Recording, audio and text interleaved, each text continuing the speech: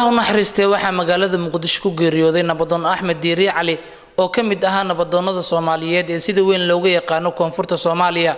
Axmed Diiri ayaa habeenkii Isniinta ku geeriyooday gudaha isbitaalka Digfeer waxaana uu waayahan la xanuunsanaa dhaawac ka soo gaaray mashaqadii 14 Oktoobar ka dhacday isgoyska Soobe ee Muqdisho. Allah u naxariistay Diiri ayaa ahaa afayeenka beelaha Hawiye waxaana lagu xasuustaa qaybtii uu ku lahaa dhaqdhaqaaqii looga soo horjeeday ciidamadii Itoobiya ee soo galay Soomaaliya sanadii 2007. sidoo kale waxa mar lagu xiray Muqdisho iyadoo loo sii gudbiyay magaalada Baydhabo oo uu muddo ku xirnaa xabsi ku yaala airportka magaalada Baydhabo. waxa uu kamid ahaa odayaasha dhaqanka ee taageeray dawladii uu hogaaminayay Sheekh Shariif Sheekh Axmed ee lagu soo dhisay dalka Djibouti. madaxweynaha dawlad goboleedka Galmudug, gudoomiyaha gobolka Banaadir, xubno kamid ah golaha wasiirada, xildhibaano, ra'iisul wasaaraha xukuumadda Soomaaliya, haween, arday iyo madaxweynaha Jamhuuriyadda Soomaaliya Maxamed Cabdullaahi Farmaajo ayaa wadajir tacsi ugu diray Allah u naxariistay nabadoon Axmed Diiri Cali.